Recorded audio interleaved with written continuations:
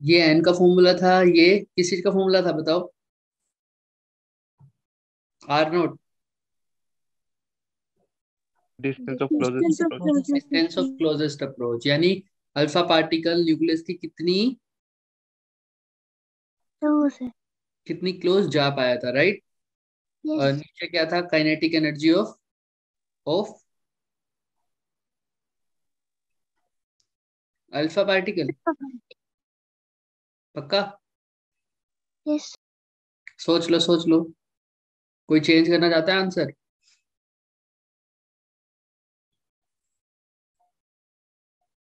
फर्क था ना, मैंने बताया भी था, मैंने लिखा भी हुआ, देखो। इलेक्ट्रॉन हाँ, ये किसकी थी? इलेक्ट्रॉन की इलेक्ट्रॉन थी, क्योंकि हमने यहाँ पर उसकी बात कर रहे थे, जब इलेक्ट्रॉन रोटेट कर रहा है अराउंड द न्यूक्लियस तो उसके पास कितनी काइनेटिक एनर्जी होगी, याद है हमने निकाली थी? M V yes square by R को K Q one Q two upon में आर स्क्वेयर के इक्वल रखा था जब। और यहाँ पर क्यू वन इलेक्ट्रॉन का चार्ज था और क्यू टू न्यूक्लियस का चार्ज था, लेकिन ये काइनेटिक एनर्जी किसकी थी? इलेक्ट्रॉन ये वाली इलेक्ट्रॉन। ऊपर वाली ऊपर वाली ऊपर वाली अल्फा पार्टिकल की अल्फा पार्टिकल की थी, राइट? जब डिस्टेंस ऑफ क्लोजेस्ट अप्रोच निकाला था, हमने कहा था कि सारी की सारी पोटेंशियल काइनेटिक एनर्जी किसमें बदल गई? पोटेंशियल एनर्जी में बदल गई। उस केस में जो काइनेटिक एनर्जी की बात हो रही थी वो अल्फा पार्टिकल की, यानी डिस्टेंस ऑफ क्लोजेस्ट अप्रोच वाले फॉर्मूले में जो काइनेटिक एनर्जी है वो किसकी है? अल्फा पार्टिकल की राइट? और काइनेटिक एनर्जी ऑफ इलेक्ट्रॉन तुम निकाल ही लोगे, ई स्क्वायर अपॉन में 8 pi epsilon naught R, right? Yes sir ये पोटेंशियल एनर्जी थी, समझ में आया था? यस ठीक, ये तो सिंपल इसी फॉर्मूले से निकाला था। चलो आगे, ये भी क्वेश्चन कर लिया था, डिफ्लेक्टिंग डिफ्लेक्शन वाला ये भी पढ़ लिया था हमने। पहला था स्टेशनरी स्टेट, दूसरा था स्टेबल ऑर्बिट्स एंड थर्ड था एनर्जी चेंज। अब देखो, यहाँ पर ना अब कुछ दिमाग में रखने वाले फॉर्मूला हैं, वो हम ध्यान से देखेंगे। देखो, अब जैसे हमने पिछले निकाला था वैसे ही हम यहाँ पर भी एनर्जी का फॉर्मूला निकाल सकते हैं, सब कुछ करेंगे सेम हो जाएगा, लेकिन यहाँ पर जो एनर्जी निकालेंगे और वहां पर जो एनर्जी निकाली थी, वहां पर कहाँ पर दो मॉडल, एक मॉडल पढ़ चुके हैं ना हम, कौन सा? Rutherford model Rutherford. रदरफोर्ड में भी हम एनर्जी निकालते थे, है ना? रदरफोर्ड में भी हम स्पीड ऑफ द पार्टिकल निकाल सकते थे, कैसे? भाई हमारे पास फॉर्मूला था ना रदरफोर्ड के लिए, ये वाला, M V square by R is equal to K Q by K Q square upon में आर स्क्र, कर सकते हैं ना? ये वाला फॉर्मूला था कि सेंट्रीपिटल फोर्स कौन प्रोवाइड कर रहा है? न्यूक्लियस और इलेक्ट्रॉन का अट्रैक्शन। फिर हमने क्यू की जगह क्या लिखा था, याद आया सबको? Yes sir. क्यू की जगह क्या लिखा था? एक क्यू की जगह तो हमने लिख दिया था चार्ज ऑफ इलेक्ट्रॉन, दूसरे क्यू की जगह जेड ई लिखा था, ये क्या है? JD charge on nucleus. Nucleus. फिर आर स्क्वायर लिखा था। फिर यहाँ से फॉर्मूला हम काइनेटिक एनर्जी का भी निकाल सकते थे, और चाहे तो यहाँ से वी का भी तो फॉर्मूला निकल सकता है, एम को उधर ले जाएंगे, यस राइट? सर। तो कोई डाउट नहीं है ना? लेकिन हम ये पढ़ते ही नहीं है, हम निकाल सकते हैं यहाँ से वी भी निकाल सकते हैं और आर भी निकाल सकते हैं इसी फॉर्मूले से, राइट? चाहे तो काइनेटिक एनर्जी वाला ले लो, चाहे पोटेंशियल एनर्जी वाला ले लो। ऐसे ही हम फॉर्मूला से यहाँ से भी निकाल सकते हैं, देखो यहाँ पर और वहां पर वेलोसिटी हमने रदरफोर्ड के मॉडल में निकाली अभी, हाफ एम वी स्क्वायर वाले फॉर्मूले से वेलोसिटी आ सकती है, राइट? यस सर है ना? और रेडियस भी आ सकता है, लेकिन यहाँ पर वेलोसिटी और फिर यहाँ सर क्या बोहर ने जो बोला था, बोहर भी तो यही बोलता है कि एटम्स के मतलब न्यूक्लियस के अराउंड कौन रिवॉल्व करता है? Electron electron. वो भी कहते थे सर्कुलर ऑर्बिट में है, तो उस केस में भी हम M V square by R is equal to K Z E into में E divided by R square करेंगे, यही करेंगे, क्योंकि बोहर ने बताया था कि सभी ऑर्बिट में नहीं घूम सकते, लेकिन घूमते तो कैसे ही हैं, सर्कुलर ऑर्बिट में ही घूमेंगे। समझ में आ यस रही है ये बात? तो ये इक्वेशन तो तब भी वैलिड होएगी, राइट? ये इक्वेशन तो तब भी वैलिड ही होएगी। बट सर फिर वहां पे वेलोसिटी निकाल ली, यहाँ पर वेलोसिटी निकाल ली, तो कोई फर्क ही नहीं आना चाहिए, क्या कोई फर्क आना चाहिए? सोचिए, दिमाग लगाइए थोड़ा, कि सर रदरफोर्ड वाले फॉर्मूले से अगर मैं वेलोसिटी निकालूं और यहाँ पर भी सेम फॉर्मूला यूज हो रहा है, तो यहाँ पर भी वेलोसिटी निकालूं, आंसर तो दोनों में क्या आना चाहिए? सेम आना चाहिए। क्या ऐसा होना चाहिए? सुनिए भाई, हम जब रदरफोर्ड करते थे ना, रदरफोर्ड ने कहा था, क्या कहा था, कि इलेक्ट्रॉन किसी भी ऑर्बिट में घूम सकता है, राइट?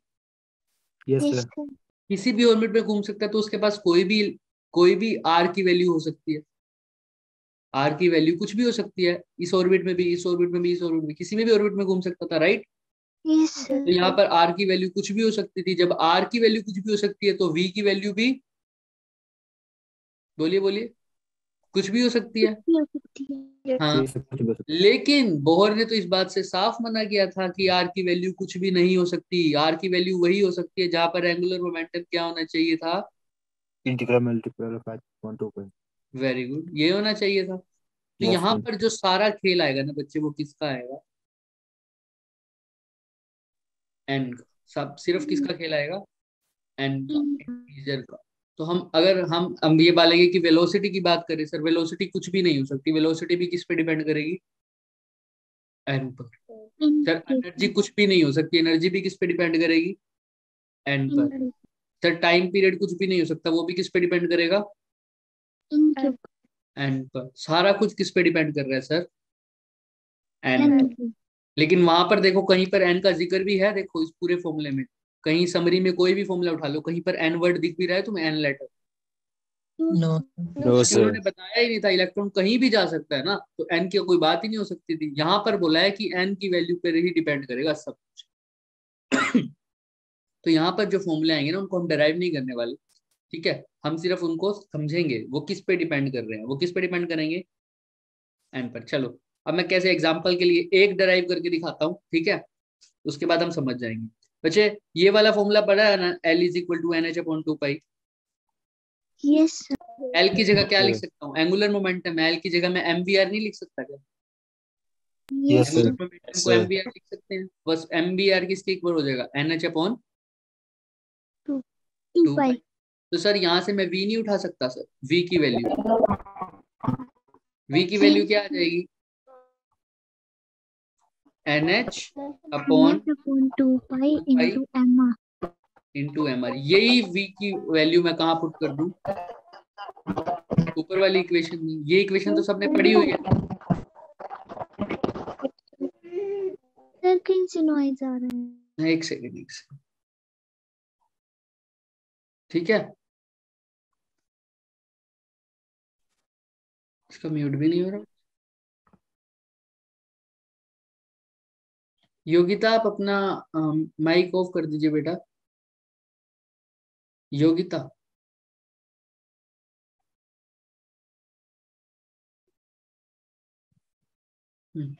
सुनिए, सबको समझ में आ रहा था मैं क्या बोल रहा था। M we are is equal to N H upon two pi है, right. Yes, sir. Yes sir. तो ऐसे ही सर ये वाला फॉर्मूला तो मैंने पढ़ा ही हुआ है, K Q square upon is equal to M V square upon में, ये हमने उसमें भी पढ़ा था, रदरफोर्ड में। Yes, sir. सर यहाँ से वी की वैल्यू निकाल के, या यहाँ से आर की वैल्यू निकाल के कहाँ पुट कर दूं, यहाँ पर पुट कर दूं तो वी की वैल्यू आ जाएगी। अब ध्यान से सुनना, अगर एन की वैल्यू में क्या पुट कर दूं, 1, 1 क्या पुट कर दूं, 1 1। तो यहाँ पर एन की वैल्यू 1 पुट कर दूं तो एम वी आर की वैल्यू क्या हो जाएगी, H upon 2 pi. Two pi. ध्यान से सुनना, for N is equal to 1, यहाँ पर हम सारी वैल्यूज लर्न करेंगे। N is equal to, Yogita बच्चे आपका माइक ऑफ कर लो आप, यहाँ सर हो नहीं रहा मेरे थ्रू, या तो रीज्वाइन कर लो।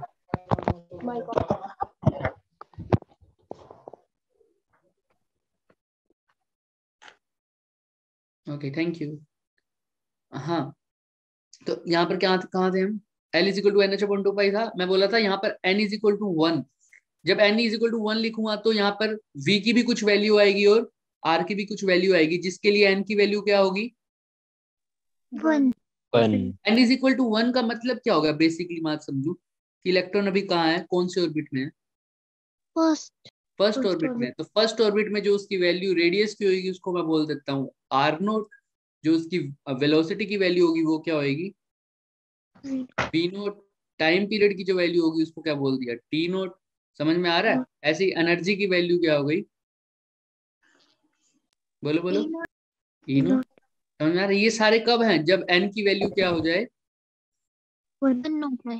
1. जब हम इसको डराइव करेंगे ना बच्चे, नॉर्मल, आर की और वी की वैल्यू, उसकी वैल्यू बहुत बड़ी आएगी। और एग्जाम में ऐसा नहीं पूछता, एग्जाम में क्या पूछता है, वो थर्ड ऑर्बिट की वैल्यू बताओ वेलोसिटी की, फोर्थ ऑर्बिट की वैल्यू बताओ, फिफ्थ ऑर्बिट की वैल्यू बताओ, सिक्स्थ ऑर्बिट की वैल्यू बताओ। तो हम क्या करेंगे, अभी हम इतना डीप में जाएंगे नहीं क्योंकि हमारे एग्जाम आने वाले हैं। तो ध्यान से सुनना, हमारे पास कौन कौन सी वैल्यू होंगी, R naught, T naught, E naught, V naught, ये सब की वैल्यू हमारे को दिमाग में रखनी ही पड़ेगी, एग्जाम के अंदर भी रखनी पड़ेगी, ये तो रूल है, ठीक है, समझ लेना। मैं आपको अभी एग्जाम्पल दूंगा और ये क्वेश्चंस कैसे आएंगे, no problem Yogita, no problem. हाँ, तो यहाँ पर आर नोट को मैं बोलता हूँ, आर नोट क्या होगा, आप तुम मुझे बताओ, आर नोट होगा क्या, कौन सा रेडियस होगा जब एन की वैल्यू क्या होगी, 1 1। उसी रेडियस को मैं बोल देता हूँ बोहर्स रेडियस, क्या बोल देता हूँ, बहुत रेडियस। रेडियस। कई कई कई कई एग्जाम्स में तुम या कई कई बुक्स में तुम आर नोट को ए नोट भी पढ़ोगे, ए नोट को भी वही बोलते हैं, बोहर्स रेडियस। तो हम वही अब डिस्कस करने वाले हैं। सबसे पहले अगर तुमसे अब पूछे कि इलेक्ट्रॉन की वेलोसिटी बताओ, है ना, सबसे पहले तो मैं वेलोसिटी बताऊं फर्स्ट ऑर्बिट में क्या होती है, वो जो मेरे को दिमाग में रखनी है वो ये होती है बच्चे, दिख रहा होगा सबको वी नोट की वैल्यू। यस अभी इसको यूज करेंगे ना तो तुम्हें अपने आप के दिमाग में आने लग जाएगी। 2.2, सारे बोलो 2.2 2.2 into 10 to the power 6 6 metre per समझ में आ सेकंड। जाएगा, metre per second, 2.2 into 10 to the power 6 metre per second.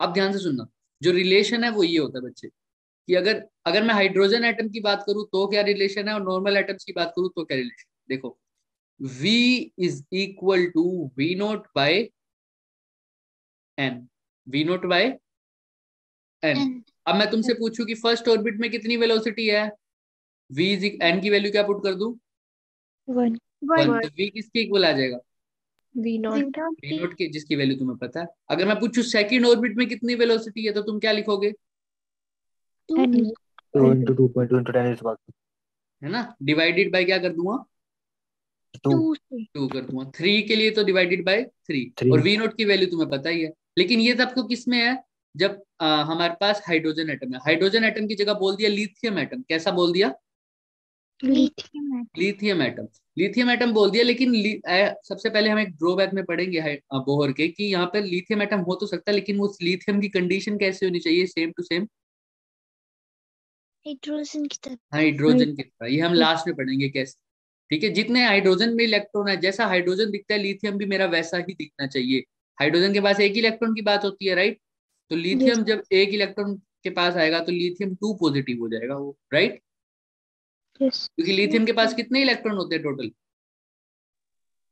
तो 3 3। लेकिन हाइड्रोजन के जैसा बनने के लिए इसको कितने लूज करने पड़ेंगे, 2 तो 2 तो लिथियम 2 पॉजिटिव पर ही बोहर का मॉडल एप्लीकेबल है, समझ में आ रहा है, यस लिथियम पर नहीं, लिथियम 2 पॉजिटिव पर, क्योंकि बोहर का मॉडल कहाँ है एप्लीकेबल होता है, सिर्फ हाइड्रोजन लाइक एटम्स पर। कहाँ, हाइड्रोजन लाइक एटम्स समझ में आ रहा है। यस सर हाँ, तो यहाँ पर आप पूछे अगर लिथियम के लिए, लिथियम के लिए क्या हो जाएगा, यहाँ से Z के लिए मल्टीप्लाई कर देंगे तो ये एक्चुअल फॉर्मूला है, V is equal to V naught into Z divided by N. Sir Z क्या है, एटॉमिक नंबर, Z क्या है, एटॉमिक नंबर। आगे अगर हाइड्रोजन हो तो Z की वैल्यू क्या हो जाएगी, 1 तो simple V is equal to V naught by N. और ज्यादातर हाइड्रोजन के लिए ही पूछता है, बाई चांस अब आ भी जाते हैं, अब आने लग गए हैं क्वेश्चन, तो इसलिए Z की वैल्यू भी दिमाग में रखनी पड़ती है हमें। लिथियम के लिए Z की वैल्यू क्या हो जाएगी, 3 तो समझ में आ जाएगा। हीलियम के लिए क्या हो जाएगी, 2 हो जाएगी, बाकी सब कुछ सेम। लेकिन यहाँ से मुझे क्या पता लग रहा है कि V जो मेन रिलेशन है वो यही है बच्चे, V is inversely proportional to N, दिख रहा है। यस सर Z की तो अगर मैं Z को क्या लिखूं, Z इज इक्वल टू क्या लिख दूं, 1, उसकी बात नहीं कर रहा। अगर Z की वैल्यू कांस्टेंट नहीं है तो V directly proportional to Z भी रहेगा। लेकिन जो मेन रिलेशन है, जैसे जैसे मैं n बढ़ा रहा हूं मेरा for z is equal to 1 या किसी एक पर्टिकुलर z के लिए, जैसे जैसे मैं n बढ़ा रहा हूँ, n बढ़ा रहा हूँ मतलब पहले मैं इस ऑर्बिटल में था, अब मैं इस ऑर्बिट में हूँ, अब मैं इस ऑर्बिट में हूँ, अब मैं इस ऑर्बिट में हूँ। तो जैसे जैसे मैं n बढ़ा रहा हूँ वैसे वैसे मेरी v बढ़ कम रही है, होती जा घट रही रही है, है, डिक्रीज डिक्रीज हो रही है। तो इसी के ऊपर एक क्वेश्चन था, आएगा अभी देखना। ऐसे ही जैसे हमने, सर। हाँ जी, सर वी क्या है यहाँ पर? v yes sir. v बच्चे velocity of electron in nth orbit. अगर मैं बोलूं n इज इक्वल टू 1 तो v हो जाएगा velocity of the electron in first orbit, n की value 2 velocity of electron in second orbit, n की value 3 velocity of electron in third orbit. ठीक है। तो सर वी नॉट क्या है? वी नोट क्या v है नॉट सर? सिर्फ फर्स्ट ऑर्बिट के लिए, जैसे मैंने यहाँ लिखा भी हुआ है ना, जैसे अभी बताया मैंने कि एक सेकंड 10 सर।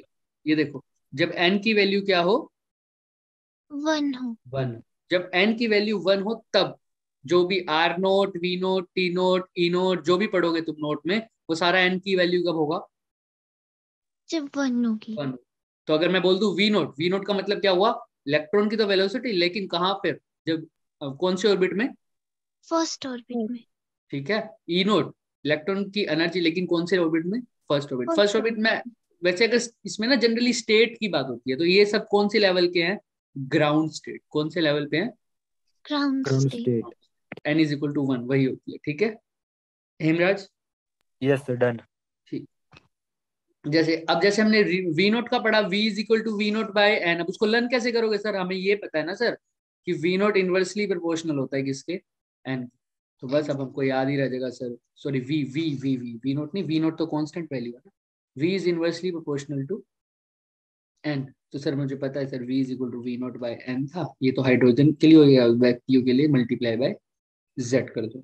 ऐसे ही अब मुझे r नोट की वैल्यू है, r नोट की वैल्यू देखो, बोहर्स रेडियस की वैल्यू ये होती है 0.53 एंगस्ट्रॉम। बोलो बोलो बोलो फटाफट, 0.53 0.53 0.53 एंगस्ट्रॉम। अब इसको पीछे वाला भी लर्न करो फटाफट, v नोट की क्या होती थी, 2.2 into 10 is power 6 meter per second. 2 into 10 is to power 6 meter per second. और r नोट की बोलो 0.53 53 एंगस्ट्रॉम।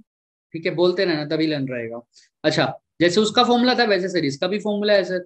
वहां पर सर वेलोसिटी और एन इनवर्सली प्रोपोर्शनल थे, यहाँ पर क्या है, डायरेक्टली प्रोपोर्शनल है, लेकिन एन का स्क्वायर आ जाता है। तो ये कैसे बनेगा, फॉर्मूला सुन लो पहले, R is equal to N square R, R is equal to N square are.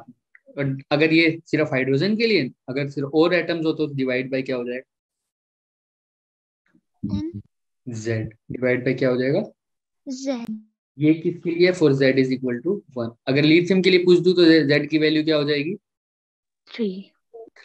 समझ में आ रहा है। यस। आर नोट की वैल्यू तुम्हें पता ही है, तुमने कुछ नहीं करना, वो पूछेगा थर्ड ऑर्बिट 3, 4 बोलेगा तो 4। लेकिन क्वेश्चन ऐसे नहीं आते, क्वेश्चन रेशियो में आते हैं, अभी बताऊंगा कैसे, टाइम पीरियड का एग्जांपल लेके।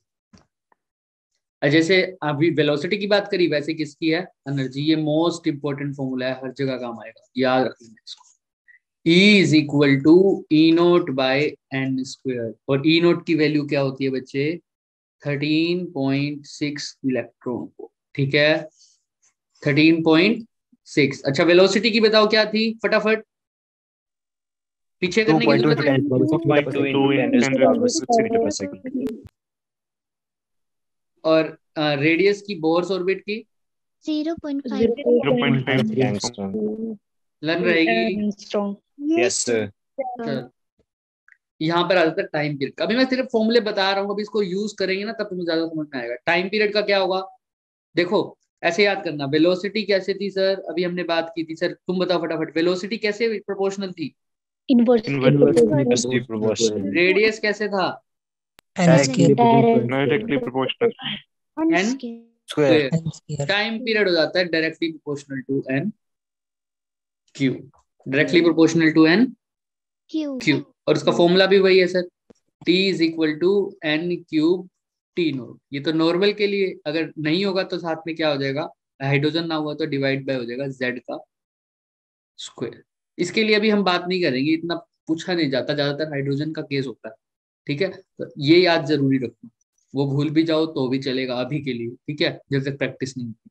अभी क्वेश्चंस कैसे आते हैं अभी देखते हैं इसमें। और टी नोट की वैल्यू क्या है 1 पॉइंट, अब ये समझ तो आ रहा है ना, टी नोट और आर नोट और ये ई नोट है क्या चीज। Yes, sir. Yes, sir.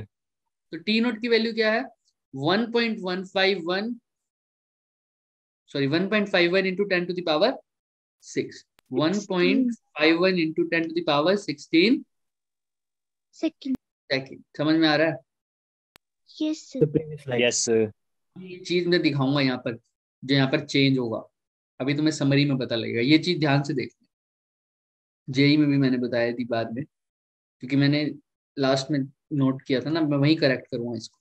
अच्छा, आर नोट की वैल्यू क्या थी? 0.5 0.53 angstrom. Armstrong. वी नोट की वैल्यू क्या थी?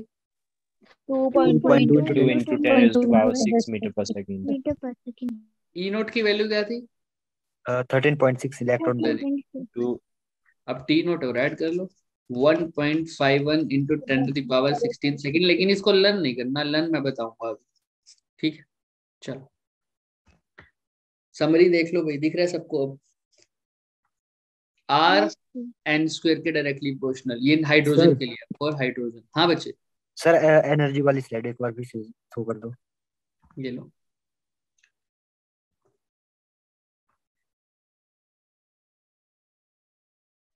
Done sir.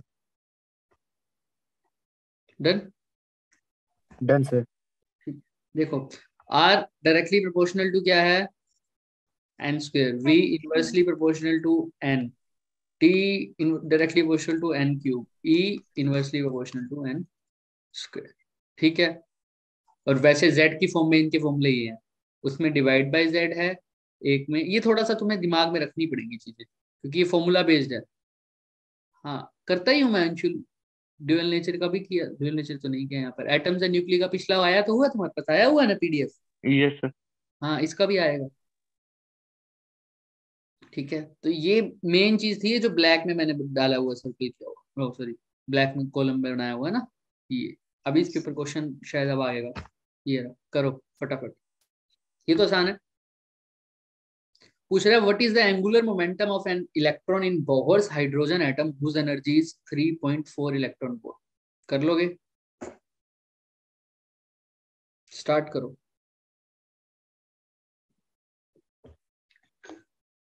किसका मैसेज आ रहा है?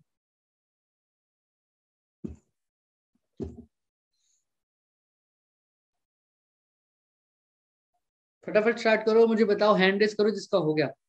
सिंपल फॉर्मूला है, एंगुलर मोमेंटम का फॉर्मूला तुम्हें पता ही है।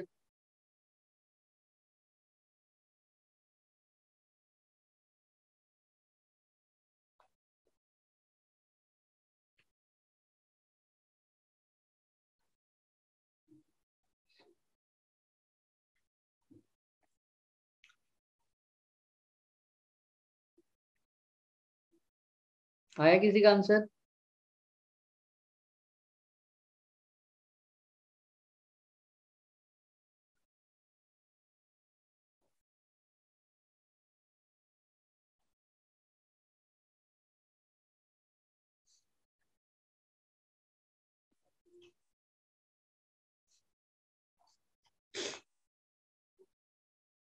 फाइव सेकेंड और है, फटाफट करो।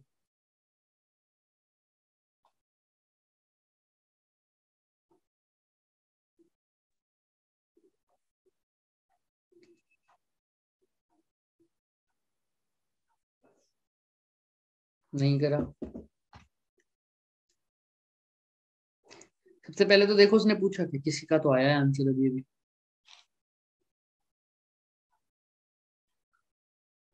Very good Tanishka. देखो तनिष्का कैसे किया, इसको बताओ सबको। Sir, EN. क्या फॉर्मूला यूज किया तुमने?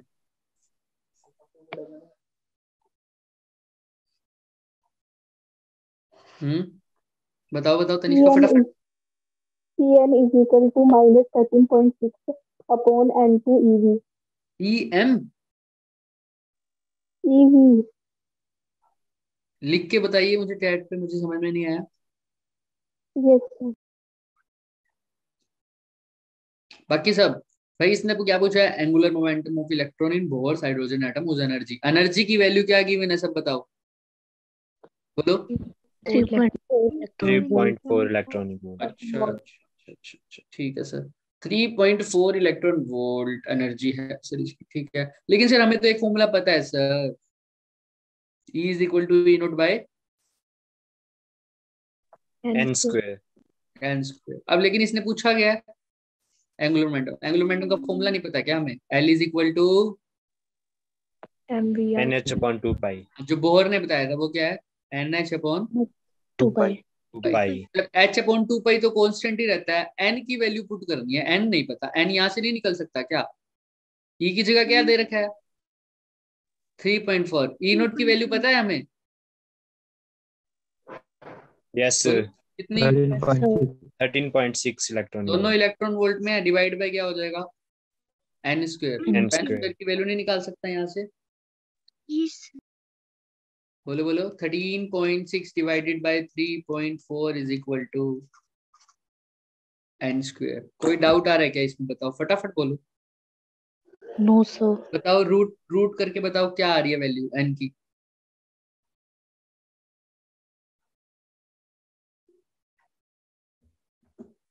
फटाफट फटाफट बताओ। मैं भी साथ साथ कैलकुलेटर यूज करूँ क्या? सर आपको चैट में भेज दिया।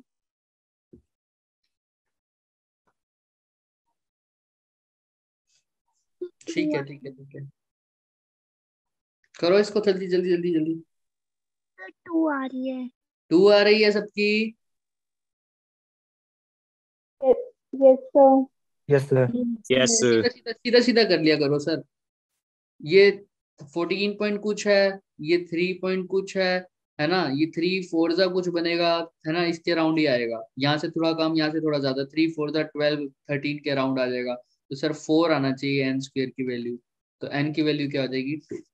जब क्वेश्चंस के ऑप्शंस में ना बहुत सिमिलरिटी ना हो, जैसे एक में 2 दे रखा हो, एक में 6 दे रखा हो, एक में 8 दे रखा हो एन की वैल्यू, तो तुम क्या ही चूज करोगे? तुम्हें लग रहा है ये लगभग इसके 4 गुना है, तो सीधा एन की वैल्यू क्या लिख दोगे?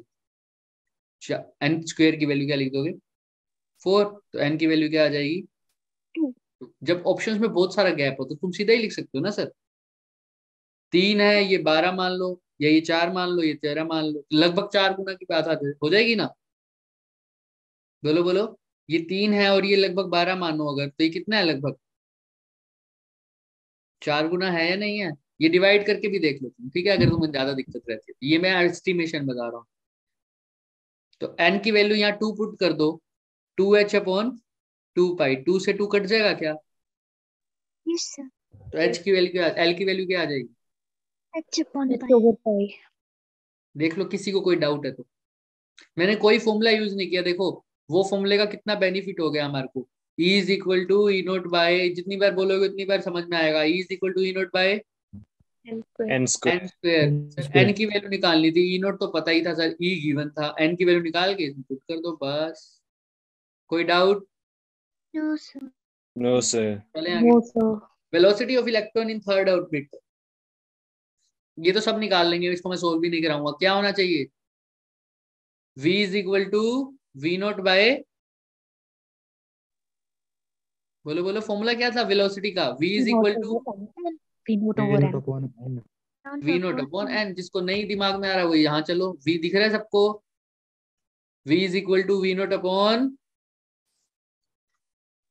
बोलो बोलो फटाफट बोलो, v is equal to we note upon N. N.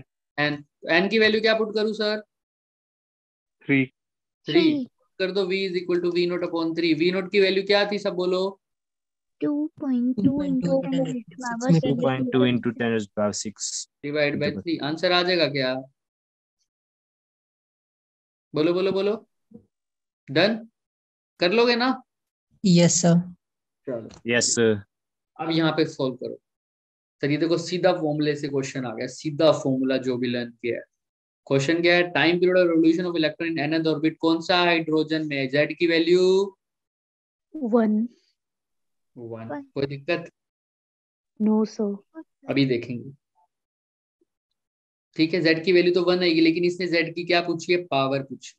तो टाइम पीरियड वाले फॉर्मूले में सर हमने पढ़ा था, टाइम पीरियड किसके प्रोपोर्शनल होता था? एन की power Cube. Q. Very good. तो यहाँ पर एक एन की पावर ए है, तो ए की जगह क्या हो जाएगा? Cube. क्यूब। Cube. क्यूब इसमें आ रहा है, इसमें आ रहा है ना? ए तो इसमें ही आ रहे हैं 3 3। और जेड का क्या था अगर जेड होता तो?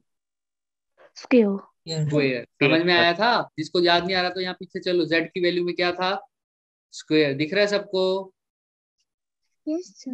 N Yes, cube sir. T naught Z square, यानी ए अगर ये है तो ए की वैल्यू 3, बी की वैल्यू 2। चलो पीछे चलो, ए की वैल्यू 3, बी की वैल्यू 3 है क्या? बी की तो क्या है, ये Two.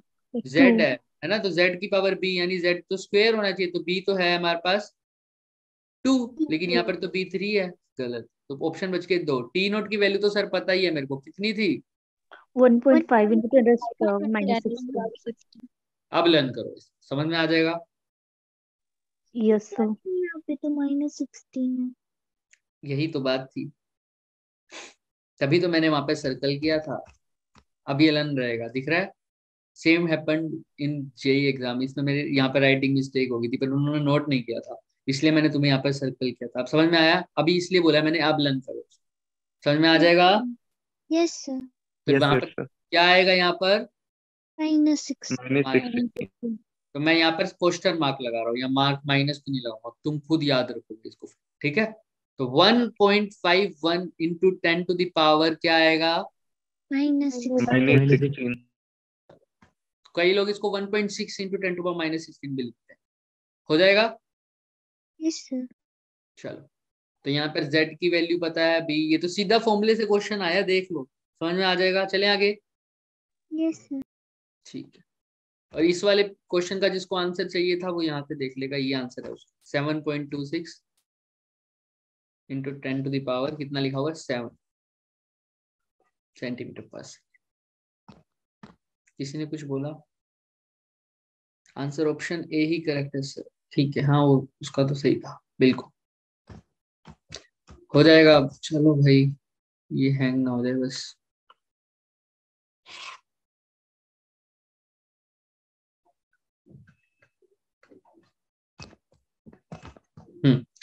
तो यहां तक अब किसी को कोई डाउट नहीं है, फॉर्मूला कैसे पूछे जा रहे हैं। एक क्वेश्चन और कर लेते हैं इसका।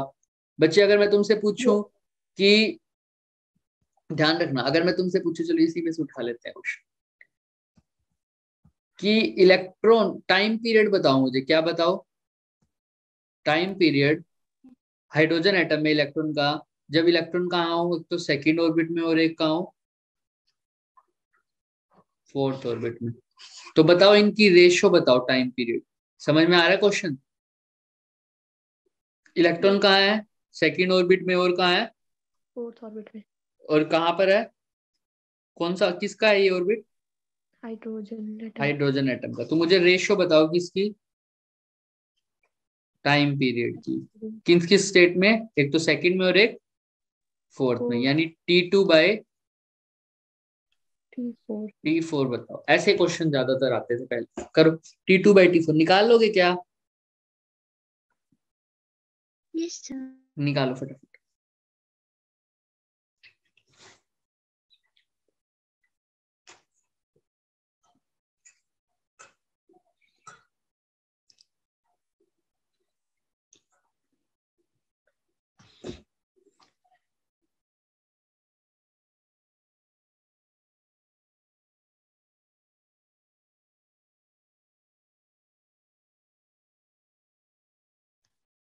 ठीक है नीश, देखते हैं अभी।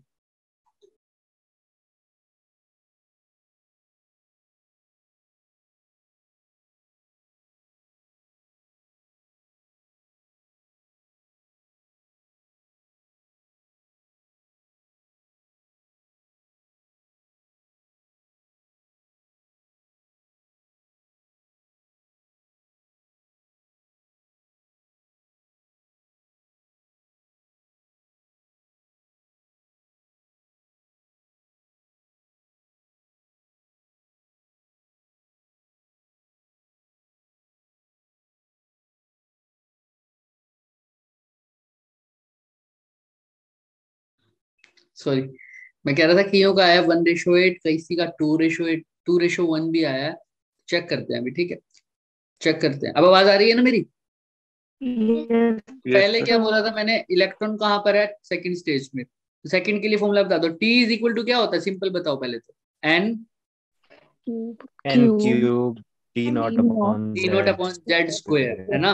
लेकिन Z इज इक्वल टू क्या है यहाँ पर, 1, क्योंकि क्या है, 1 हाइड्रोजन एटम। तो सर हाइड्रोजन। पहले बोलो N की वैल्यू 2, तो चल लिख देता हूँ एक बारी, N1 लिख दूं इसको, T1 के लिए क्या, T2 के लिए क्या हो जाएगा N की वैल्यू, भाई T2 बाई T4 निकालना ना, पहले T2 निकाल देता हूँ। T2 के लिए N की वैल्यू क्या हो जाएगी, 2 2, तो 2 की क्यूब कितना हो जाएगा, 8 8 T नॉट, राइट। और T4 के लिए बताओ मुझे, N की वैल्यू कितनी हो जाएगी, 64 N की वैल्यू क्या होगी 4, और N 64 क्यूब की क्या हो जाएगी 64 64 T not. T2 by T4 नहीं कर सकता क्या आप, T नोट से T नोट कट गया, 1 रेशो क्या आ जाएगा, 8 T2 बाई T4 किसके आगे रेशो। जिसका आंसर देख रही है सब, सबको आ गया समझ में, अब जिसको जिसका थोड़ा सा रॉन्ग आ रहा था उनको भी समझ में आ गया। Yes, sir. हाँ, किसी को कोई डाउट है तो पूछ लो, चले आगे। तो हाँ Yes, sir. चलो, ये क्वेश्चन भी हो गया। एनर्जी लेवल्स की बात होती है, अब किसकी बात आती है, एनर्जी लेवल्स पे। देखो ये एनर्जी लेवल्स आपको लर्न नहीं करने, बस तुम्हें समझना आना चाहिए कि क्या सी। सर ये हाइड्रोजन की एनर्जी लेवल्स की बात होती है। एनर्जी लेवल्स वही जो बोहर का थर्ड पोस्टुलेट हमें बताता है। बोहर का थर्ड पोस्टुलेट हमें क्या बता रहा था, याद है ना, इलेक्ट्रॉन किसी एक स्टेट में हो तो उसको अगर मैं एनर्जी दे दूं तो वो क्या हो जाएगा, एक्साइट हो गया एक्साइट हो Excited. जाएगा, है ना, एक्साइट हो जाएगा। लेकिन जो स्टेट में गया है, कितनी एनर्जी देनी पड़ेगी मेरे को, इन दोनों स्टेट का जो एनर्जी का क्या है, गैप Difference. या एनर्जी डिफरेंस, डिफरेंस डिफरेंस ठीक है, ये गैप या डिफरेंस, समझ में आ रहा है। तो ध्यान से देखो, अभी हमने एक फॉर्मूला भी पढ़ा, ये देखो ये लेवल दिख रहे हो, यहाँ पर एन की वैल्यू क्या है बच्चे, 1, 1 यहाँ पर क्या है 2, 2, यहाँ पर क्या है, 3, यहाँ पर क्या है 4, यहाँ पर क्या है 5, यहाँ पर क्या है इन्फिनिटी। तो सर सबसे पहले तो इलेक्ट्रॉन मेरा अगर यहाँ है तो यहाँ से यहाँ जाने के लिए कितनी एनर्जी देनी पड़ेगी, कौन बताएगा, फटाफट बताओ, कैसे निकालूंगा।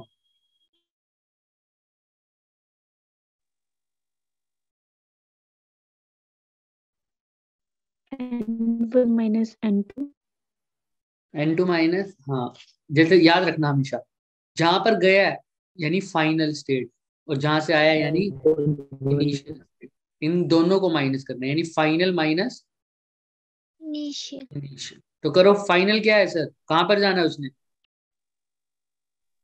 Minus 3.40. -3.40, और आना कहाँ है, कहाँ से आया है, minus Minus 13 माइनस ऑफ 13.59. -13.5, कर लोगे क्या आप, 5 yes sir कितना Yes, आएगा, sir.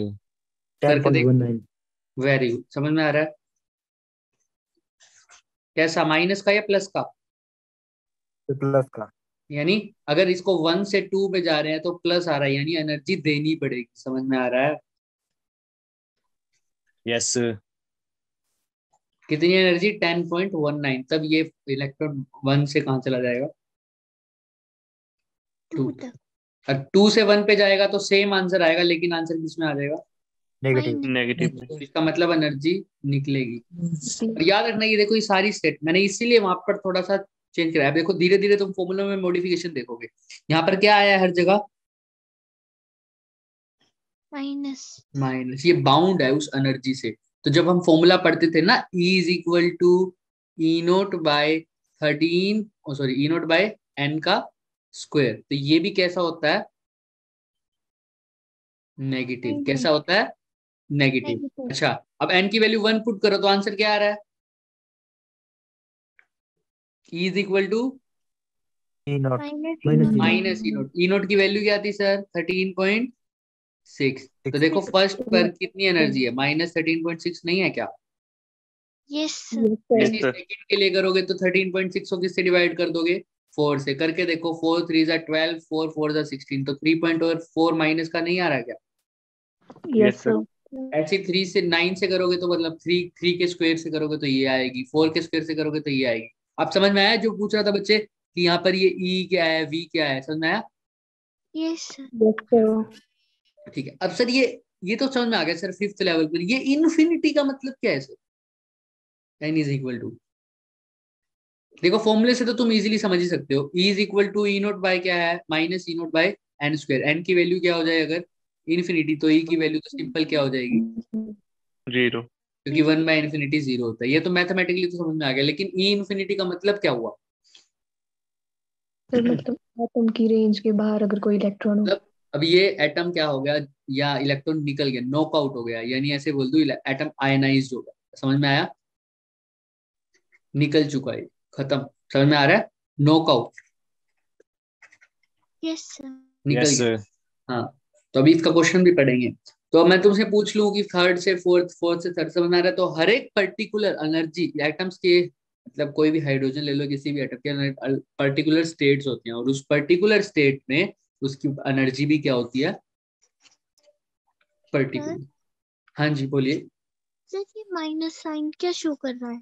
माइनस साइन ये शो कर रहा है कि यहाँ पर जो इलेक्ट्रॉन है वो बाउंड है किससे, इलेक्ट्रॉन से। देखो जैसे ही इसकी वैल्यू 0 हो गई, है ना, यस यहाँ से सर। देखो ये कम कम नेगेटिव होता जा रहा है। नेगेटिव में क्या हो रहा है, मतलब नेगेटिव की वैल्यू देखो, यहाँ पर पहले एनर्जी ज्यादा थी, अब यस कम थी, क्योंकि यहाँ पर इलेक्ट्रॉन सबसे ज्यादा पास था न्यूक्लियस के, तो ज्यादा बाउंड था।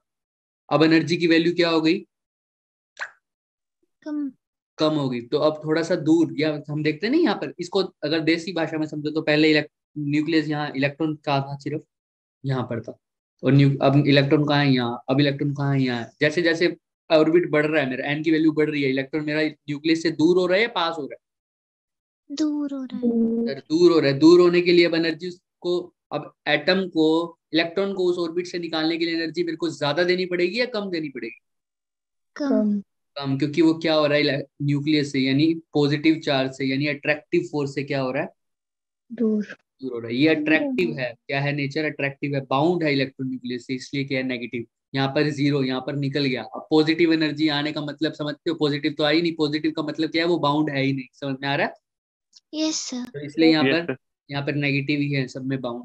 तो इसलिए मैक्सिमम एनर्जी 0, तब बाउंड है ही नहीं भाई, खत्म, आयनाइज हो गया। कोई दिक्कत?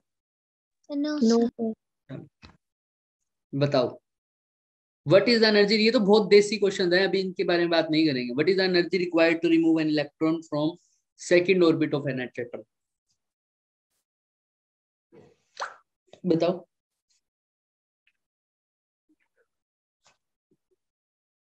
सेकंड ऑर्बिट किसका है? सेकंड ऑर्बिट के लिए बताओ, बताओ पहले बताओ, एनर्जी कितनी होनी चाहिए, पहले मुझे एनर्जी का फॉर्मूला बता दो ना, क्या होता है? E is equal to minus E naught upon M square. N square. Sir E क्या है, निकालना है। एन क्या है, Two. बोलो बोलो। 2. 2, यानी यहाँ पर क्या लिख दूं, 13.6 डिवाइडेड बाई 4. 4, यानी 4. एन का स्क्वायर, तो आ जाएगा क्या आंसर, 3.4। देखा भी था हमने। Minus 3. Yes, sir. लेकिन लेकिन लेकिन लेकिन लेकिन लेकिन अब ध्यान से सुनना, ध्यान से कान खोल के सुनना इस बात। इसने क्या ये पूछा है कि एनर्जी बताओ इलेक्ट्रॉन की सेकंड ऑर्बिट में? ये जो हमने निकाला है, ये तो क्या आ गया, energy of electron in, second orbit. Second orbit. क्या इसने ये पूछा है? No sir. No इसने sir. तो क्या पूछा है सर, एनर्जी Remove रिक्वायर्ड करने के लिए. Remove an electron. Sir remove करना है, रिमूव कैसे करेंगे अब? रिमूव का मतलब हटा देना है, नॉकआउट करना है। नॉकआउट कहां पर होगा, एन की वैल्यू क्या होगी जब, Infinite. Very good. तो ये तो होगी एनर्जी, है ना, समझ में आया ना? अगर देखो E1 और E2 में करना था, तो मेरे को पहले E1 की वैल्यू भी पता होनी चाहिए, और E2 की भी. फिर इन दोनों को क्या करता हूं मैं, Minus. माइनस करता हूँ। लेकिन अब मेरे को कहाँ से कहाँ जाना है, पहले कहाँ पर हूं मैं? Second. तो ये तो मेरे को पता लग गया, सेकंड ऑर्बिट में वैल्यू कितनी है, -3.4, अभी 3.4. चेक किया मैंने। और दूसरा कहाँ जाना है मेरे को, यहाँ से कहाँ जाना है, रिमूव होना है, यानी एन की वैल्यू क्या होनी चाहिए, Infinite. इनफाइनाइट पे एनर्जी की वैल्यू क्या होती है, 0. 0. तो मेरे को अब क्या करना पड़ेगा, जहां पर जाना है, ई फाइनल क्या है मेरा, ई फाइनल माइनस ई इनिशियल करो, फाइनल क्या है, ई 0. 0 है. 0, माइनस कहां पर, ये क्या होनी चाहिए, 3.4. -3. ये कितना हो जाएगा, 3.4 इलेक्ट्रॉन। इतनी एनर्जी अगर मैं दूंगा, तो वो अगर सेकंड ऑर्बिट में होगा, तो वो क्या हो जाएगा, इन्फिनिटी लेवल तक हो जाएगा, मतलब नॉकआउट हो जाएगा, रिमूव हो जाएगा। समझ में आ रहा है? Yes sir. यस। Yes, किसी sir. को Yes, कोई sir. डाउट है तो पूछे। No sir. Very good Pratibha, yes, दिख गया सबको? Yes sir. हाँ, Yes, Yes, ये sir. तक लेना, जैसे प्रतिभा ने भी बोला, सर अगर रिमूव करना है तो हमें पता है हमेशा किससे माइनस करना होगा, 0 से माइनस करना होगा ना, Yes. Yes, sir. है ना। अगर तो जो वैल्यू तुम्हारी जिस इलेक्ट्रॉन जहां पर है उतनी ही एनर्जी देनी पड़ेगी। तो यहाँ पर -3.4 है, देने का मतलब क्या हो गया, Plus 3.4. 3.4। अगर फर्स्ट ऑर्बिट में है मान लो और कहाँ पहुंचाना है, रिमूव करना है, तो कितनी एनर्जी देनी पड़ेगी, बताओ फटाफट, कौन बताएगा। plus 13 Plus point 13.6. समझ में आ रहा है क्या। Yes, Yes, sir. sir. Yes, sir. यहाँ से देख के बताओ, अगर मेरा इलेक्ट्रॉन फिफ्थ ऑर्बिट में है तो बताओ कितनी एनर्जी देनी पड़ेगी रिमूव करने के लिए। Plus 0.5. Plus 0.54 चलो electron volt. बढ़िया बढ़िया। तो क्वेश्चन ध्यान से पढ़ना है ना, क्योंकि हमने पढ़ा था, तो ये तो फोर्थ इलेक्ट्रॉन की हमारे फोर्थ स्टेट में एनर्जी है, रिमूव करने के लिए भी इतनी देनी पड़ेगी। अच्छा, अब ये होता है लाइन स्पेक्ट्रा ऑफ हाइड्रोजन। देखो यहाँ पर क्या सीन है, हमने अभी तक पीछे पढ़ते आए थे, हमने एक रदरफोर्ड का एक ड्रॉबैक पढ़ा था। क्या पढ़ा था रदरफोर्ड का drawback? He did not tell about the hydrogen spectral line. Spectral lines के बारे में नहीं बताता वो, लेकिन वो क्या होती है स्पेक्ट्रल लाइंस, देखो ध्यान सुनना। जब हमने अभी इलेक्ट्रॉन की बात की ना, इलेक्ट्रॉन एक लेवल से दूसरे लेवल पर एक्साइट हो सकता है ना, इधर देखा था हमने यहाँ पर। Yes, sir. Yes, sir. फिर यहाँ से सपोज करो इलेक्ट्रॉन यहाँ एक्साइट हो गया, अब मान लो हर टाइम यहाँ थोड़ी रहता जाएगा, वो हमेशा अपने मतलब लो एनर्जी लेवल पर आना चाहेगा। अब सपोज करो यहाँ से उसकी एनर्जी कम हो गई, कहाँ चला गया, उसकी मतलब किसी तरीके से एनर्जी क्या हो गई, कम हो गई, हमने कराई एक्सटर्नल तरीके से, वो कहाँ पर आ गया, n इज इक्वल टू 2 से 1 पर। भाई यहाँ से अगर यहाँ जाना है तो एनर्जी को क्या लेना पड़ेगा उसको, राइट। अगर यहाँ से यहाँ जाना है तो एनर्जी को लेगा, राइट। अगर n इज इक्वल टू 1 से अगर n इज इक्वल टू 2 पर जाना है तो एनर्जी लेनी पड़ेगी या छोड़नी पड़ेगी? लेनी पड़ेगी। लेनी पड़ेगी। अब ध्यान से सुनना, इसको ये तो नहीं समझ रहे, मैंने तुम्हें बोला कि यहाँ पर एनर्जी की वैल्यू क्या हो रही है धीरे धीरे, कम। लेकिन ये किस में कम हो रही है, Minus. ये भी समझ लो। भाई फिफ्थ ऑर्बिट में अगर इलेक्ट्रॉन है तो उसको निकालने के लिए एनर्जी चाहिए 0.54, है ना, समझ में आ रही है ना ये बात, जो कि कम है। Yes. यहाँ पर 13.6 क्योंकि वो दूर जा रहा है। लेकिन अगर इलेक्ट्रॉन को फर्स्ट से सेकंड में जाना है तो मेरे को एनर्जी देनी पड़ेगी या नहीं देनी पड़ेगी, क्योंकि यहाँ पर कौन ज्यादा छोटा है, ये है या ये? याद रखना ये एनर्जी किस में है, Negative. नेगेटिव में है। तो ये स्टेट इसकी हाईयर स्टेट है, समझ में आ रहा है। Yes sir. सेकंड पर एनर्जी क्या है, इसके मुकाबले क्या है, High. हाई है। तो अगर मेरे को हाई है, यानी अगर मैं n इज इक्वल टू 1 पर हूं तो मेरे को एनर्जी देनी पड़ेगी या छोड़नी पड़ेगी, अगर 1 से 2 पर जाना है तो? देनी पड़ेगी. देनी पड़ेगी। देनी पड़ेगी। और अगर 2 से, वो तो मैं दे ही रहा हूँ इसलिए पॉजिटिव आया था आंसर। अब 2 से अगर 1 पर जा रहा हूँ तो एनर्जी देनी पड़ेगी या निकलेगी? निकलेगी। निकलेगी। तो जब ये इलेक्ट्रॉन यहाँ से यहाँ निकलता है, छोड़ता है एनर्जी को, तो वो एनर्जी किसी की फॉर्म में निकल जाती है, जैसे रेडिएशन की फॉर्म में। किसकी फॉर्म में? Radiation light. रेडिएशन, लाइट, उनकी कुछ वेवलेंथ होगी, राइट, उनकी कुछ फ्रीक्वेंसी होंगी। तो डिफरेंट डिफरेंट स्टेट से जब इलेक्ट्रॉन नीचे गिरता है तो उसकी डिफरेंट डिफरेंट लाइंस बनती है, डिफरेंट डिफरेंट रेडिएशन निकलती है, डिफरेंट डिफरेंट वेवलेंथ्स की लाइट्स निकलती है, ऐसे बोल, ठीक है। डिफरेंट डिफरेंट एनर्जी की, डिफरेंट डिफरेंट फ्रीक्वेंसी की लाइट्स निकलती है। उन्हीं लाइंस को हम क्या बोल रहे हैं अभी के लिए याद रखना, क्या बोल रहे हैं? Spectral. स्पेक्ट्रल लाइंस, ठीक है। तो जब वो एमिट कर रहा है तो इसको बोल देते हैं एमिशन स्पेक्ट्रम, लाइट को। लेकिन जब वो 1 लेवल से 2 लेवल पर जा रहा है तो उसको एनर्जी क्या करनी पड़ेगी, लेनी पड़ेगी।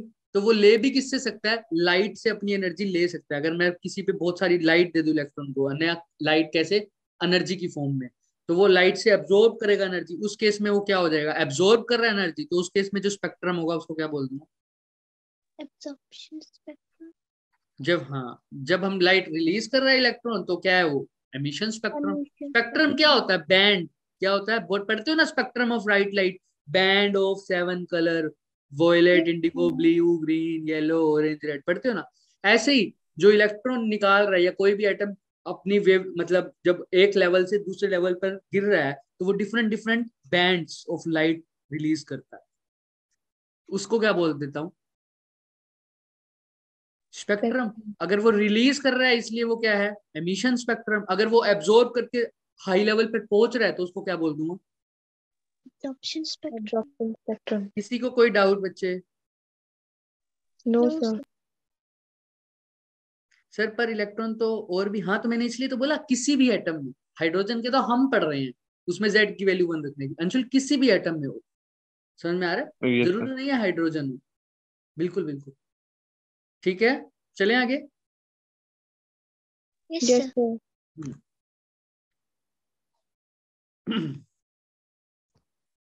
What is energy required to remove electron from the second orbit, तो पढ़ चुके हैं हम। यहाँ पर देखो, अब देखो यहाँ तक तो हो गया बोर का काम। अब क्या किया, ये डिफरेंट डिफरेंट साइंटिस्ट है जिन्होंने बोला, लाइमन है, इनका नाम क्या है, पाल्मर, इनका नाम क्या है, पास्चर, इनका क्या है, ब्रैकेट, इनका क्या है, पीफर्ड। अब क्या है, इन्होंने क्या किया कि इन्होंने फर्स्ट लेवल के बारे में स्टडी कर दिया। देखो फर्स्ट लेवल, जब इलेक्ट्रॉन किसी भी हायर लेवल पे हो, कहाँ हो, Higher level. हायर लेवल पर, लेकिन वो गिरे कहाँ आकर, Lower level. कौन से लेवल पर, हमेशा First. First. अगर वो फर्स्ट लेवल पर गिर रहे हैं तो जो जो रेडिएशन निकल रही है उनको हमने डिवाइड कर दिया। उसको किसने स्टडी किया, लाइमन ने। तो उस स्पेक्ट्रल सीरीज का नाम क्या लिख दिया, लाइमन सीरीज। क्या बोल दिया, Diamond series. Diamond series. तो इसमें क्या होगा, इलेक्ट्रॉन फर्स्ट पर कहाँ कहाँ से गिर सकता है बताओ, 2 से गिर सकता है क्या, Second से yes, sir. Yes, sir. 3 से गिर सकता है क्या, Yes, sir. 4 से गिर सकता है क्या, Yes, Yes, sir. sir. 5 से गिर सकता है। तो कहीं से भी इनफिनिटी तक, कहीं से भी यहाँ कहाँ गिर सकता है, फर्स्ट पर। तो जो First. भी सीरीज आएगी उसको क्या बोल देते हैं, Lyman series. Diamond Line. ऐसे जब 2 पर गिरे तब कौन सी बन जाती है, बाल्मर सीरीज। ऐसे जब 3 पर आए तो उसको क्या बोल देते हैं, Pasture series. पास्चर। ऐसे 4 पर आए तो Bracket पास्चर, series. ब्रैकेट। समझ में आ रहा है? Yes, sir. देखो अब यहाँ पर जो फॉर्मूला है वो भी देखो, ये पूरा चैप्टर फॉर्मूला बेस्ड है। Sorry. अब इलेक्ट्रॉन मान लो कहाँ है मेरा, सेकंड ऑर्बिट में है। कहाँ पर है, इधर सेकंड शेल स्टेट पर है, n इज इक्वल टू 2 पर। अब वो गिर कहाँ रहा है भाई, सेकंड से 3 पर गिर सकता है क्या, No, sir. No, sir. No, तो sir. वो कहाँ पर गिरेगा सेकंड से हमेशा, First. First. तो कौन सा सीरीज आएगी, Diamond series. बिल्कुल सही है, Lyman. यूवी। हाँ ठीक है सर, नीचे आएगी जो, अच्छा अच्छा अच्छा अच्छा सर, फर्स्ट में आएगी। तो गिरा कहाँ, फाइनल पोजीशन क्या है उसकी, So first. 1। तो First. कहाँ था पहले, कहाँ था, Second. Second. Second. तो NF की वैल्यू तो 1, NI की 2। तो ये एक फॉर्मूला है। अब देखो फर्स्ट सेकंड लेवल से फर्स्ट लेवल पर गिरा तो एनर्जी छोड़ेगा या गेन करेगा, छोड़ेगा. छोड़ेगा। छोड़ेगा। तो छोड़ेगा, कोई लाइट छोड़ेगा, लाइट कोई रेडिएशन कुछ भी छोड़ रहा है, उसकी वेवलेंथ होएगी कुछ, Yes, sir. Yes, वही sir. वेवलेंथ निकालने का ये फॉर्मूला है। यहाँ पर NF और NI तो मैंने तुम्हें बता दिया। NF क्या है, जहां पर वो आके गिरा, NI जहां से गिरा यानी इनिशियल, और ये क्या है, Final. फाइनल। और R क्या होता है बच्चे, रिडबर्ग कांस्टेंट। क्या होता है, रिडबर्ग कांस्टेंट। एक कांस्टेंट वैल्यू है जिसकी वैल्यू क्या है, 1.03 into 10 to the power 7 units. ध्यान से रखना क्या है, मीटर इनवर्स। क्या है, मीटर इनवर्स, क्योंकि वेवलेंथ की यूनिट क्या होती है बच्चे, मीटर। तो यहाँ पर n की तो कोई यूनिट्स होती नहीं, तो 1 बाय वेवलेंथ किसके इक्वल है, r के यूनिट्स के इक्वल है। तो मीटर, वेवलेंथ की कितनी होती है, मीटर, तो 1 बाय मीटर किसकी हो जाएगी, R के. r की। तो r की यूनिट क्या होती है, याद रखना, मीटर इनवर्स। समझ में आ रहा है, बोलो यस और नो। Yes, sir. ये भी हो Yes, जाएगा sir. आपके दिमाग में। तो रिडबर्ग कांस्टेंट की value 1.03 into 10 to the power 7 metre inverse. और अच्छा, ज्यादा से ज्यादा बच्चे बाद में क्या करते हैं, हम देखो 1 बाय लैम्डा ए की वैल्यू निकालनी होती है, तो हम इसको बाद में रेसिप्रोकल करते हैं, यानी लैम्डा ए की वैल्यू निकालने के लिए जो आंसर आया, मान लो मेरा आंसर आया टोटल 1 बाय लैम्डा ए का 10 यूनिट्स, तो लैम्डा ए की वैल्यू क्या हो जाएगी, 1 बाय 10 यूनिट्स। Yes, sir. समझ में आ रही है ये बात, जिसको नहीं आ रही बताओ भाई। अगर मेरे लैम्डा 1 बाय लैम्डा ए की वैल्यू मेरी क्या आई है सर, 10 यूनिट्स, तो लैम्डा ए की वैल्यू क्या आएगी, 1/10. 1 by 10. रेसिप्रोकल। तो इसको भी अगर मैं पहले ही रेसिप्रोकल कर दूं तो ये r की जगह क्या आ जाएगा, 1 1 बाय by r। R. कई बार क्वेश्चन में क्या करते हो तुम, r की वैल्यू लास्ट में पुट करते हो। तो सपोज करो तुम्हारा आंसर आया 5r, क्या आया, 5r, वो आया 1 बाय लैम्डा की वैल्यू। तो लैम्डा की वैल्यू क्या आ जाएगी, बताओ बताओ, रेसिप्रोकल करो तो यहाँ पर क्या बन जाएगा? -5r। ना, रेसिप्रोकल करा ना, इसको उल्टा कर दिया तो इसको भी उल्टा कर देंगे, उल्टा करेंगे तो 1/5r का उल्टा क्या आ जाएगा? 1/5. 1/5। 1/5r। तो 1/r की वैल्यू भी सर, अब बार बार इसको डिवाइड थोड़ी करूंगा, इसकी वैल्यू भी ये होती है, क्या होती है? 912 एमस्टोन। हालांकि ज्यादातर ये वाला ही यूज होता है 1/r। 1/r की वैल्यू क्या होती है? क्योंकि सब यही करते हैं कि पहले r की फॉर्म में सोल्व कर देते हैं, फिर उसका रेसिप्रोकल कर देते हैं। तो 1/r की वैल्यू क्या होती है? 912 याद रख लोगे? Yes sir. 9 Yes. से 12 या से याद रखना, ठीक है, एमस्टोन। तो जब इलेक्ट्रॉन मेरा 5th पर गिर रहा है, एन की वैल्यू 5 पर, तो कौन सी सीरीज आती है? कहीं से भी 5th पर गिर रहा है तो कौन सी सीरीज में आएगा वो? P fund. पी फंड में। अगर 4th पे गिर रहा है तो Bracket. ब्रैकेट। चलो बढ़िया। देखो अब ये निकाल लेते हो क्या? कैसे करो? क्या पूछा है? Find the wavelength of first line of Pfund series. Pfund series कब? जब n is equal to n final क्या हो? 5। 5, यानी n फाइनल 5 हो, याद रखना, n फाइनल वैल्यू 5 हो। और कौन सा पूछा है? First line. फर्स्ट लाइन का मतलब समझते हो यहाँ से? n5 का फर्स्ट लाइन कब बनेगा? n5 सबसे पहले कहां से गिर सकता है n5 में इलेक्ट्रॉन? 6, यानी ni की वैल्यू उस टाइम क्या होगी? 6। अगर पूछता सेकंड लाइन तो ni सेकंड लाइन के लिए क्या बोलते? ni की वैल्यू क्या होनी चाहिए? 7. 7। अगर बोलता थर्ड लाइन तो ni की वैल्यू क्या होनी चाहिए? 8. समझ में आ रही है ये बात? भाई Yes. देखो, पी फंड है n इज इक्वल टू 5 पर, तो ये सबसे पहले कौन से लेवल से गिरी है first line? n is equal to 6 से ही गिरी है ना? Yes sir. हम्म। तो अगर ऐसे ये फर्स्ट लाइन सेकंड लाइन, इसका मतलब n इज इक्वल टू 1 मत लिख देना फर्स्ट लाइन लिखा हुआ तो नहीं। फर्स्ट लाइन कौन सी सीरीज की पूछ रखी है? P fund. P fund. अच्छा, n इज इक्वल टू 1 कब लिखते? जब कौन सी सीरीज की पूछते? लेमन। लाइमन। सोचो सोचो सोचो। सर उसमें भी N 2 1. n क्या आएगा? लाइमन के अंदर भी n की वैल्यू क्या है? n i की वैल्यू क्या आएगी? 2। 2. कि लाइमन के लिए टोटल n की वैल्यू क्या होनी चाहिए हमेशा? nf की 1 ना। देखो लाइमन के लिए क्या होता है, जब इलेक्ट्रॉन कहाँ गिरे? फर्स्ट स्टेट में। तो क्या फर्स्ट स्टेट से फर्स्ट स्टेट के अंदर गिरेगा? No sir. कहाँ से गिरेगा फर्स्ट स्टेट से? सबसे पहले Second. सेकंड से फर्स्ट में गिरेगा ना। तो first series n is equal to क्या आएगी? 2. समझ में आ रहा है? तो n इज इक्वल टू 1 कभी नहीं आएगी n इनिशियल की वैल्यू। समझ में आ रहा है? Yes sir. Yes sir. कोई डाउट? No sir. सोच लो, अभी भी दिमाग लगा लो। तो ये कैसे करोगे? इसका फॉर्मूला बताओ मुझे फटाफट, तुम बोल के बताओगे। 1/λ इज इक्वल टू क्या होता है सर? यहाँ पर क्या होता है? R. रिवर्स। r। यहाँ पर क्या होता है? 1/n 1/n। Final. फाइनल। यहाँ पर गिरा है, फिर माइनस जहां से गिरा है। Initial square. समझ में आ रहा है? तो अभी मैं r की फॉर्म में सोल्व कर रहा हूँ। r को ऐसे ही लिख दो सर। एन एफ का स्क्वायर क्या होता है सर? एन एफ कहाँ पर गिरा है sir? First line P fund गिरा कहाँ पर है? 5 पर। तो n की वैल्यू, n का स्क्वायर करो 25। 25, माइनस गिरा कहाँ से? सबसे पहले जहां से फर्स्ट लाइन पूछा, यानी कहाँ से गिरा होगा? 6. 6। 36 आ जाएगा। सर इसको सोल्व कर दो सर। कर दोगे क्या आप? Yes sir. किसी को कोई डाउट? और जो No. आंसर आया, मान लो एक्स, आर एक्स आ गया 1/λ की वैल्यू, तो लैम्डा की वैल्यू क्या आ जाएगी?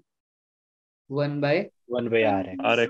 और 1/r तो तुम्हें पता ही है, 12 912 एंगस्ट्रॉम डिवाइड बाय एक्स, जो भी तुम्हारी वैल्यू होगी। कोई दिक्कत? No sir. कर लेंगे। Yes yes sir. सर। अब मैं पूछूं, find out the first wavelength, first line, wavelength of the first line of Balmer series. तो ni की वैल्यू और nf की वैल्यू क्या लिखो? First line.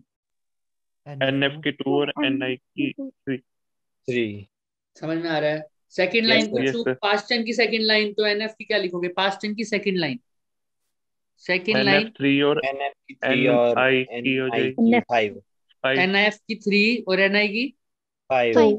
5। समझ में आ जाएगा? यानी कंसेप्ट आ रहा है समझ में, है ना? Yes, अब sir. बाकी सब Yes. तो कैलकुलेशन है तुम्हारी।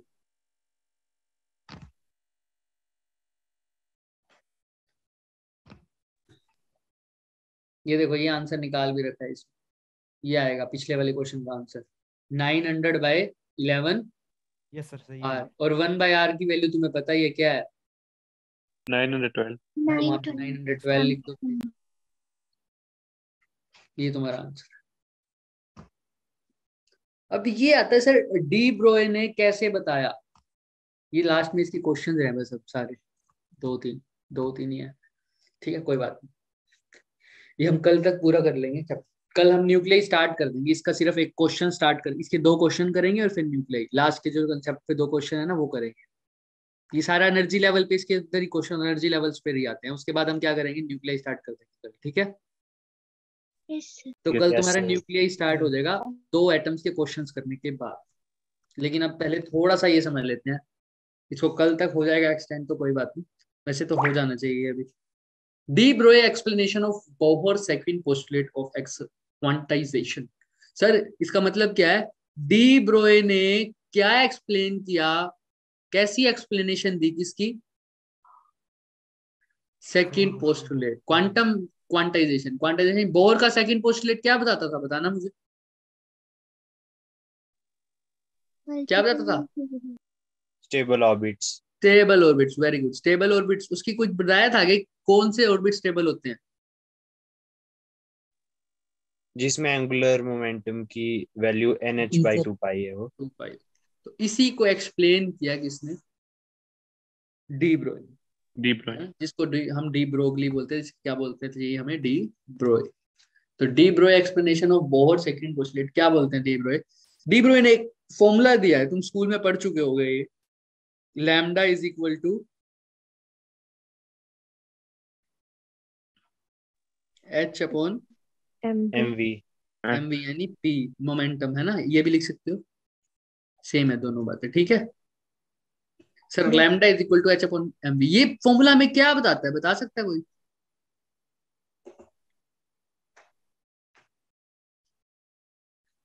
ये फॉर्मूला हमें क्या बताता है, lambda is equal to h upon p। भाई लैम्डा क्या होता है, Wavelength. वेवलेंथ। वेवलेंथ किसकी होती है, Light wave. Light की. नॉर्मल जनरल कंडीशन में वेवलेंथ किसकी होती है, वेव की, है ना, Yes, sir. है ना। मोमेंटम किसका होता है,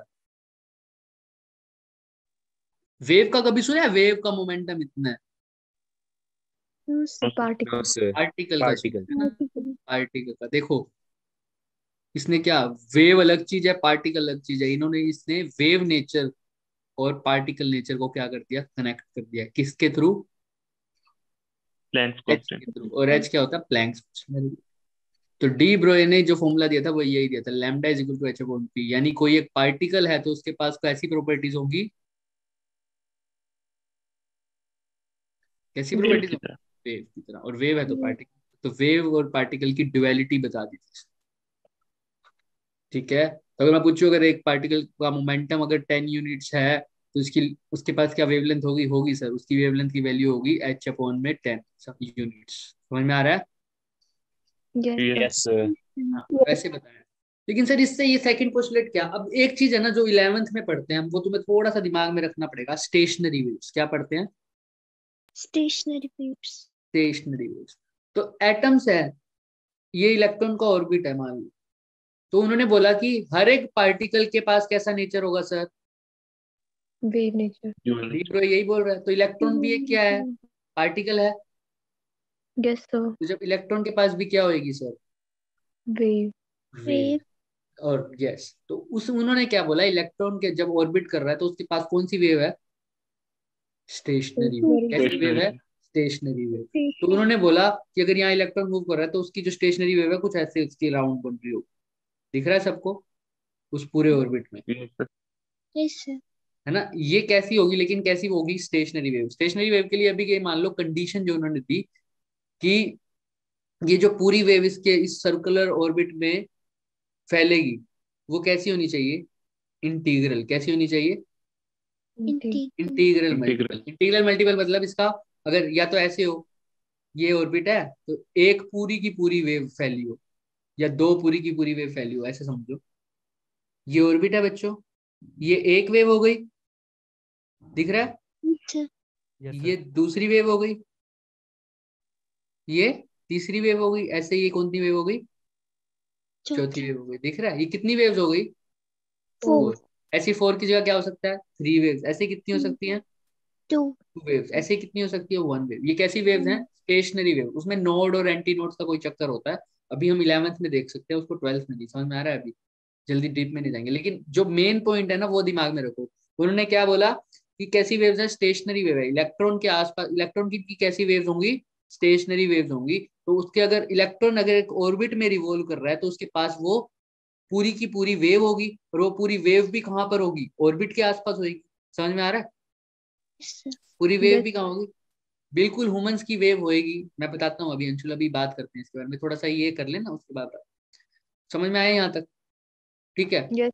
सर इलेक्ट्रॉन ऑर्बिट के अराउंड घूम रहा है तो उसके पास उसकी पूरी वेव कहाँ फैली होगी? उस पूरे ऑर्बिट पर। वो कैसी होनी चाहिए? स्टैंडिंग है। अभी क्या लिए ऐसे मान रहा इंटीग्रल होनी चाहिए। कैसे होनी चाहिए? इंटीग्रल का मतलब या तो 1 पूरी एक वेवलेंथ हो, या पूरी कितनी वेवलेंथ हो? 2, या पूरी कितनी हो? 3 3। यानी 1 लैम्डा हो सकती है, 2 लैम्डा हो सकती है, 3 लैम्डा हो सकती है, 4 लैम्डा हो सकती है। तो यानी सपोज करो अगर इलेक्ट्रॉन यहाँ मूव कर रहा है एक सर्कुलर ऑर्बिट में, तो उसके पास कितनी भी हो सकती है? 1 लैम्डा भी हो सकती है, 2 लैम्डा भी हो सकती है, ज्यादा कितनी हो सकती है? तो मैं सीधा लिख दूं कितनी लैम्डा हो सकती है?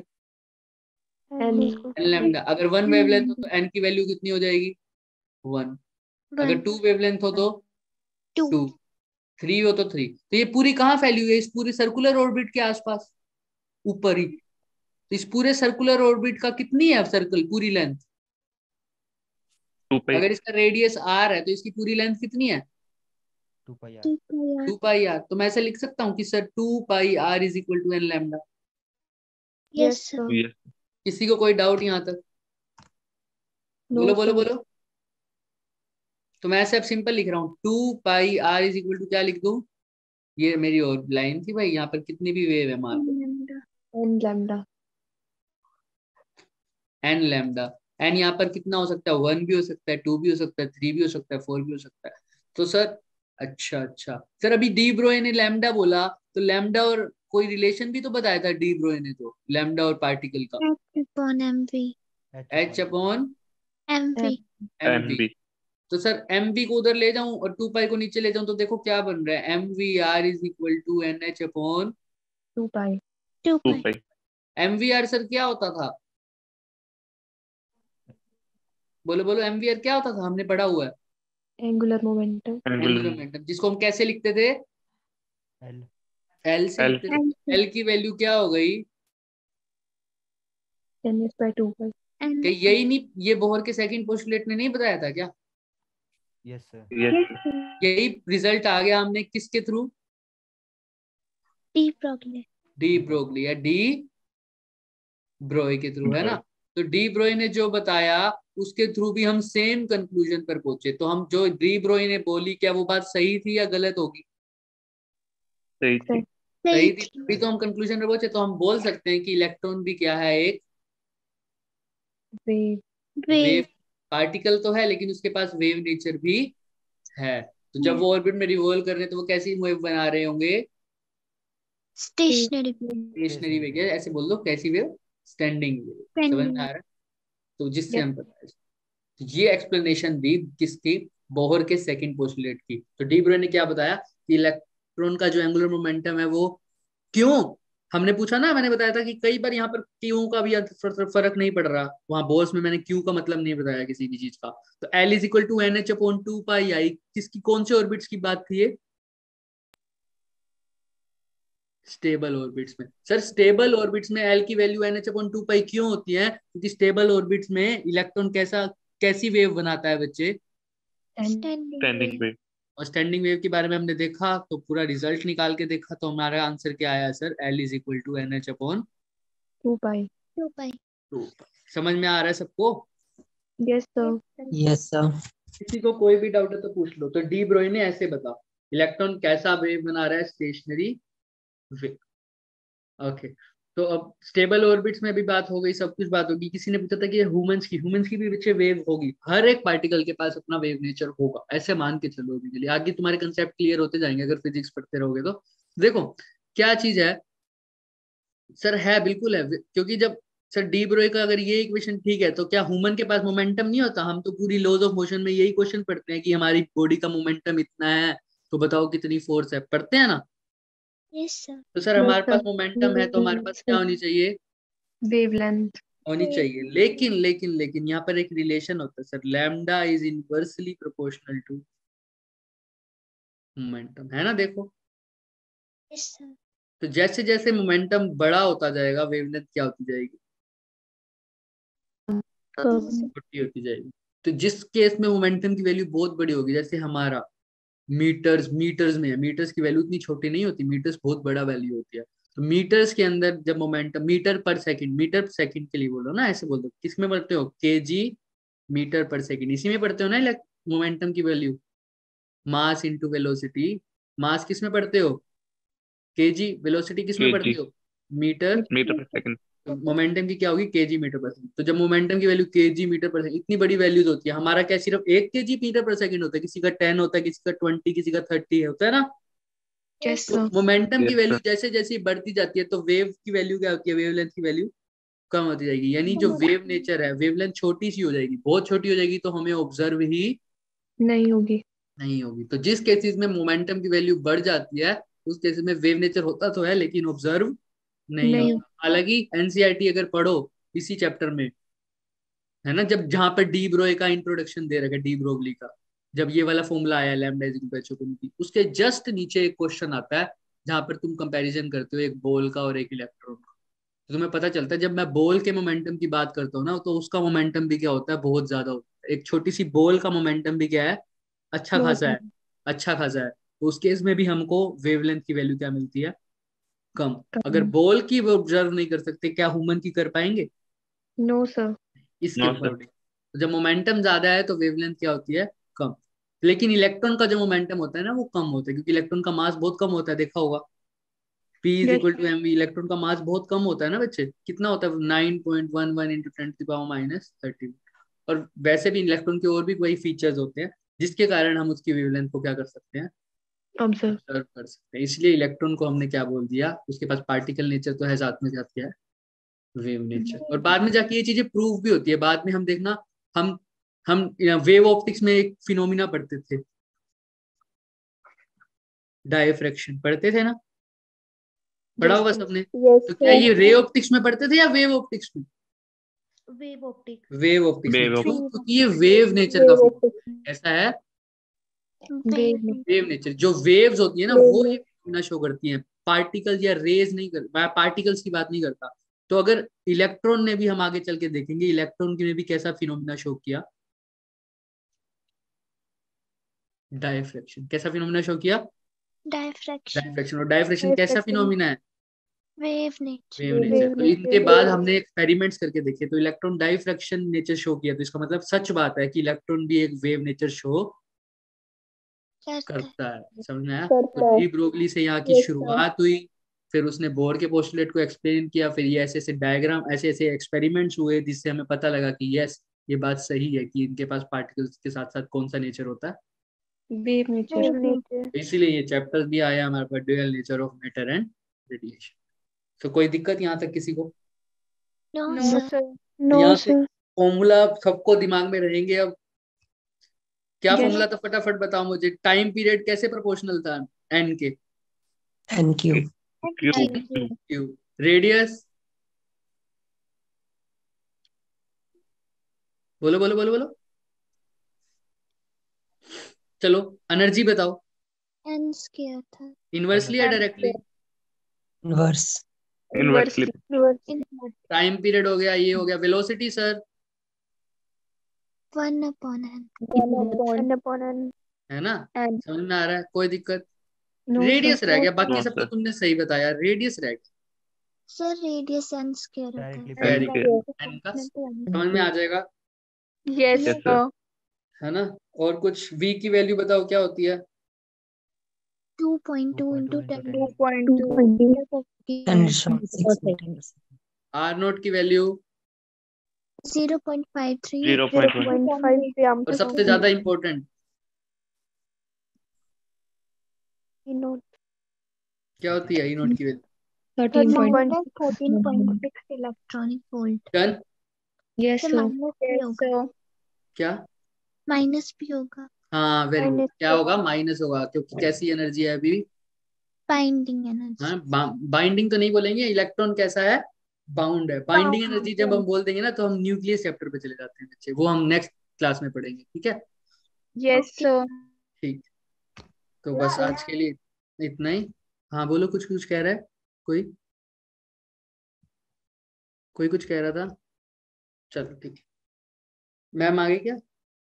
Yes, sir. Okay. Hello ma'am. Sir कैसे हो हाँ आप? बढ़िया बढ़िया। एक सेकंड। बढ़िया। कैसे चल रहा है सर इनका फिजिक्स?